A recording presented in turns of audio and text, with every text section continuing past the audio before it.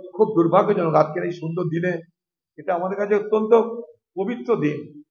দেখুন, আজকে আন্তর্জাতিক মাতৃভাষা দিবস। এই বাংলাদেশের বাংলাভাষী মানুষরা তারা সেদিন আন্দোলন করেছিল বলেই 21শে ফেব্রুয়ারি জন্ম হয়েছিল। আর সেই 21শে ফেব্রুয়ারি জন্ম হয়েছিল বলে আজ পৃথিবীর যে যে ভাষায় কথা বলুক না কেন তারা মাতৃভাষা দিবসের স্বীকৃতি পেয়েছে। এটা বাংলার বিরাট অবদান। এটা বাংলাদেশের সেদিনের বিপ্লবীদের জন্য সম্ভব হয়েছিল। সেই বিপ্লবীদের মধ্যে একজন শহীদ হয়েছিল বরকত, সে আমাদের মুর্শিদাবাদের ছেলে।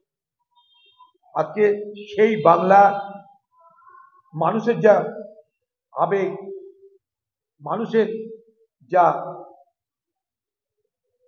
ভালোবাসা, মানুষের যা পরিচয়, সেই বাংলা ভাষী মানুষ আজকে তাদের জীবনে এক অন্ধকারময় অধ্যায় রচনা করবার জন্য পাকিস্তানের শাসক এবং সেখানকার কট্টরপন্থীরা মিলেমিশে যে ষড়যন্ত্র করেছে তার পরিণামে বাংলা ভাষা নিয়ে বাংলাদেশে যে উদ্দীপনা, উচ্ছ্বাস, যে উৎসাহ ছিল সেখানে ভাটা পড়ছে। এটা খুব দুর্ভাগ্যের। আমাদের পাশের দেশ, নদীর ওপারে তারা বসবাস করে, তাদের সঙ্গে আমাদের ভাষার মিল, সংস্কৃতির মিল, খাদ্যের মিল, আমাদের পোশাক পরিচ্ছদের মিল, তাদের আর আমাদের এই এক ভাষাতে কথা বলে আমরা বড় হয়েছি।